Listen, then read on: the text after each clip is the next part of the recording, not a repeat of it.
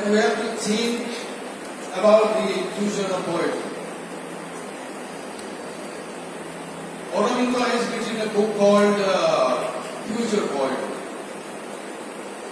You must have read that book, where Aurobindo says that this is the high time when we must look at our future as what poetry is going to be for the world. Aurobindo is a visionary poet. He told that, he quoted Emerson and told that Americans must come out from the European mind if they want to be completely, perfectly American in their poetry. He cited Walt Whitman as one of the greatest poets of all the time, who was opened to write poetry in a language which surprised the world. Of course, I will not go to the poetry of Walt Whitman like a classroom, but Aurobindo had perceived that poetry is a divine art. Poetry is the mantra of the soul. Poetry is the music of the soul. Poetry is one of the finest art in the world. Whatever comes to your mind is not poetry. Whatever words are written are not poetry, but poetry is an art. And poetry has survived as an art till date and will survive till the end of the world. Aurobindo tells, poetry inspires me. Why poetry inspires me? The reason is that the world has undergone tremendous changes within these 50 years.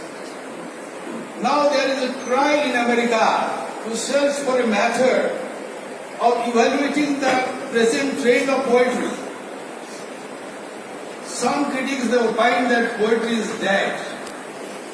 Some poetry they say that poetry, the true life of poetry has come to an end. Because poetry is not perceived as an art. Poetry is not cultured as an art. As a painter who goes on painting in the canvas, the best thing that comes to his mind and the best color that he can give to the art, and that makes the art living. So it is not now a trend all over the world for the new experimentation in poetry. Like I came to know that at Guntur, Jyotirmaya Madam told about haiku poetry. That haiku poetry in Japanese language, perfectly it achieved its perfection. But when one form of poetry taken birth in one country, it comes to another country in the hand of a man of another language, it loses its originality. Like sonata was the form by Petrarch, but when it came to England, at the time it was Shakespearean sonnet. It was this sonnet, it was completely a different sonnet in the hand of the Scottish and the English poets. So, when we are talking of poetry, poetry, it loses its beauty when it is not an art. For example, Ian Brooks, in his article, Poetry Paradox as the Language of Poetry, he pointed out that the language used by a poet is not the language used by a common man. The language of poetry is something very different. Ian Brooks pointed out that he cited the poems of William Wordsworth, as William Wordsworth told that in his preface to lyrical ballads that poetry is the spontaneous overflow of powerful feelings. Also, he wrote in his poems, "Oft only when on my couch I lie, restless, and inward eye, which is the bliss of solitude," he says. But when we come to Wordsworthian poetry, we find the preface very contradictory to his writing. And that is why, when a poet writes a poem, the language of poetry is different. In this context, I am reminded of one of the finest songs written by Robert Burns. "Oh, my love is like a red rose that is newly born in June. Oh, my love is like a melody that is played fine in June." When a common man, he adores his beloved, his lady love, he says, "You are very beautiful." The common man says to the lady love or to the girl, "You are very beautiful." But when the poet writes in adoration of the lady love or beloved, he writes, "Oh, my love is like a red rose." He doesn't say red rose. He says red rose. A common man will not say red rose, but a poet will say red rose. Why? And he says that you are a melody that is played finely in tune. But a common will not say that you are a melody, you are a tune. All these are not the language of a common man. So when we come to poetry, some people they say that I write in a very simple language, but when you write in simple language, no doubt, but when it wishes to be a poem, your poem carries no meaning. And that is why Clear Brooks told that the language of poetry is not the language of the common man, which Wordsworth told in his philosophical balance. And thereby, the language of poetry is something different. In this context, I don't want to elaborate more because I am a teacher in English, and I would like to say another thing, that Emerson told in the context of the American poets that you come out from the European mind, because when we talk of Indian poetry of these last 130 years, I mean after Rabindranath Tagore received the Nobel Prize for Literature, just I am talking about the poetry of the post-colonial literature. When we read these poems, we find that we are completely, even though we are writing about our own human situation in India, about feminism in India, about other things in India, but we have not come out from the jargon of the European language. We have not come out from the imagism, which is very, very old. When you talk of the use of imagism, use of images in poetry, that is very obsolete. That is no more the trend of the global trend of writing poetry. Because in the late of the occasion, we have rather made a mess of the post-colonial literature of India. In this context, I want to tell you that the European poets, the French poets, they used images very sweetly, and this imagism and symbolism, it came to Europe, or it could birth in France some 100 years ago. So when we read a poem in India, we are in a social media, that a poet is using images, and the images are not aptly used, properly used, and it should be used by a poet at the time. Our likes and our comments seems very beautiful. In this context, I am reminded of one of the finest few lines of Dylan Thomas. Because Dylan Thomas was a very great poet, and he very often appeared in BBC, British Broadcasting Corporation, and he was called to recite a poem. And I remember 4 lines of Dylan Thomas, how he uses images in his poetry so wonderfully. You can see the force that through the green fuse drives the flower, the force that through the green fuse drives the flower, drives my greenness, it bless the roots of the trees, is my destroyer, and I am going to tell the fruit grows that my note is blent with the same of the sugar. जिस शक्ति पौधों को फूल से फूल बनाता है, वही शक्ति मेरे जोगन को नष्ट कर। I am not good in Hindi, so I will be excused for this way.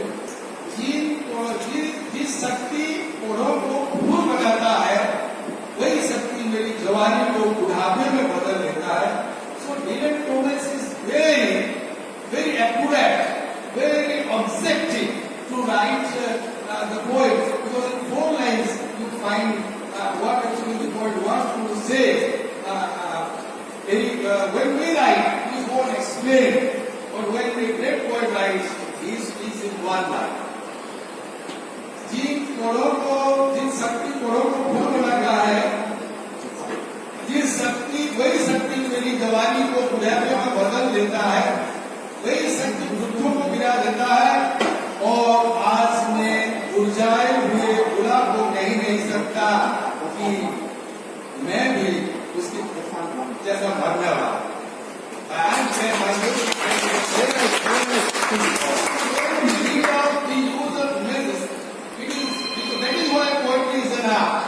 My point is poetry is an art, and poetry has so many technical aspects, and without the use of those technical aspects or knowledge of those technical aspects, a poem would just be called as a modern poem.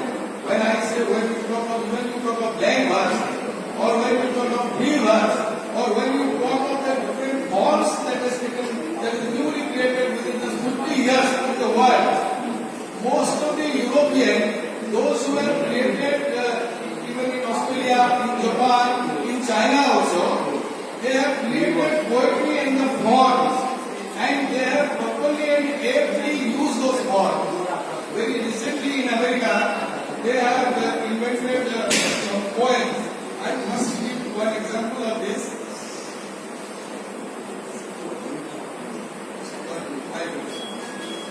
One of the poet and senior editor of the Writers Digest writing community, and the author of the Poet Market, Writers Market, and Writers Digest magazine of America, and he is also the former poet for it. He has invented some kinds of poetry. One of the poems that we find is the Lende poems. In the Lende poems, rule number 1 is that you cannot use D at the beginning of the poem if you are not going to end the poem with D. So you cannot begin the poem with D, and if you are not going to end the poem with D. So in the poem, this is a very wonderful and tricky way of writing. The poem reads like this: Gypsies tell girls, we just burn candles. Gypsies tell girls, we just burn candles, and love. Cats jump fences, shadows cast spells in darkness, and the poem will be written in a reverse manner. Fences jump, cats laugh, and candles burn witches, girls tell the gypsies. You cannot make out anything in this poem. Creating a form like sonneto, which has survived in the world for a long time, and creating a form like the landlady poems or the list poems, or you say some other kinds of poetry, or 50 new forms you can search out in the net that has been created, we lose as a poem. So my point is, I don't want to talk much, but my point is, what is going to be the future poetry? Question number 1 is, are we going to be freed from the European mind? Are we going to be freed from the jargon of words which have already been used in the European poetry? And that is the first question. But in India, we express our thoughts, the literate mass of India, in English language. And until and unless we write in English, it is not going to be globalized. That is the question.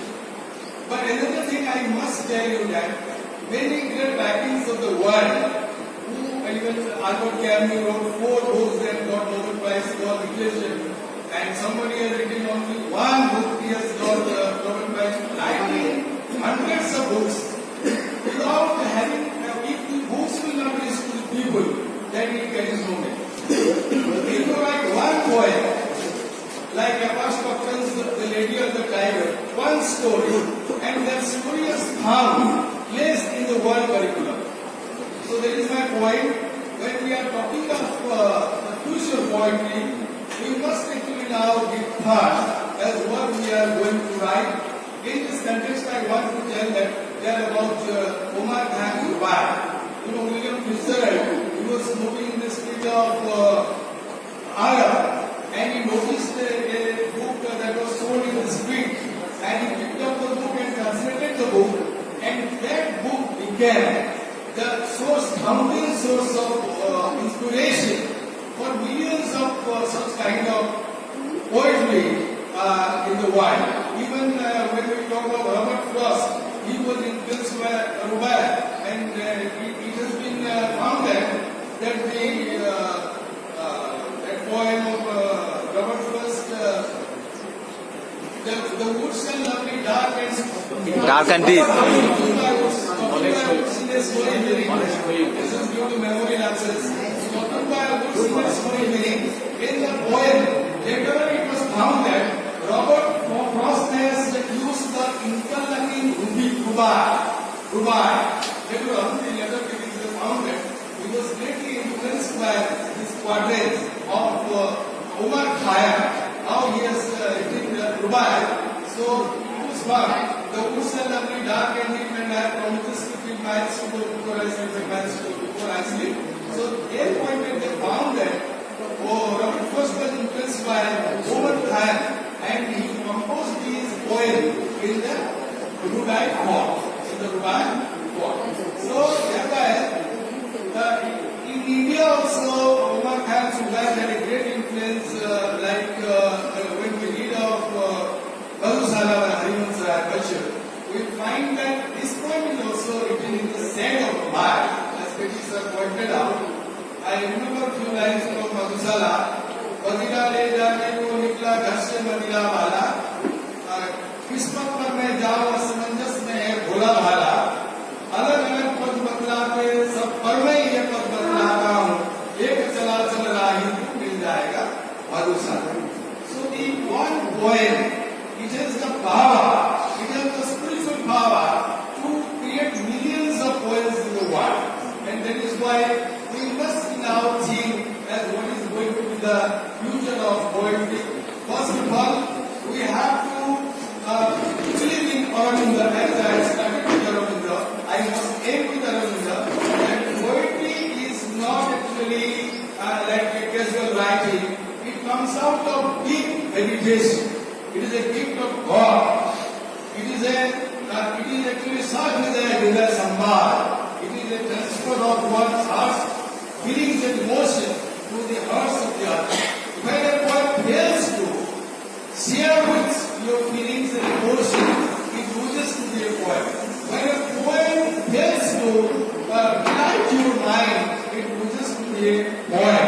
That is why it is called Hridaya Sambhar. So in this context, we must now see what is going to be the future of poetry. Some people say that poetry is already dead. Some people say that because of the social media and because of this propagation of people as a poet, they have lost their valuable time in composing poetry, rather they are spending more time in social media. So if the poet, they do not spend much time in social media, they will get more time in order to write poetry. And in this context, I want to tell that the greatest poet of this millennium, Rainer Maria Rilke, the German poet, he told his wife was working under Sigmund Freud, he told his wife that now I quit my family life. Where are you going? Now I am going to the Duno Castle, which was on the shore of the Adriatic Sea. And he stayed there in the Duno Castle for 10 years, like a Indian saint. And there he went on translating Vita Nuova, then he composed the Duno Elysies. 10 elysies were written in 10 years. Every day we are posting a poem in Facebook, and we are given prominent awards, great poet of the world, and all these things. But Rainer Maria Rilke did not receive any award. He wrote 400 poems in French and so many poems in Germanic language. And he was born in Germany. He died in Switzerland, and he spent 10 years to write 10 essays.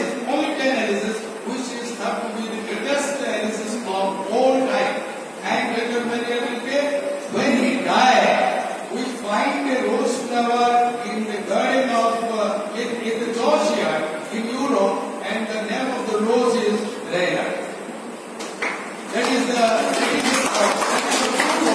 So in this context I want to tell you, dear friends, that poetry, we must now think that poetry is an art. Poetry is not what comes to our mind. You just post a photograph in the Facebook, the photograph of a house, then you describe that this is the house, this is the house, this is that, this is that. This is not poetry. Because in this context, just I am ending my speech. Now, I remember one line from Surdas. He is okay, I'm just continue. Surdas tells, he describes the pain of separation. How he describes the pain of separation? लकड़ी भई कोयला, कोयला भई राख. लकड़ी भई कोयला, कोयला भई राख. मैं बिरहन ऐसे जली, ना कोयला भई राख. So the poet doesn't say that my heart is burning, very heavily. He doesn't say. He says that लकड़ी भई कोयला. लकड़ी भई कोयला means you all understand it.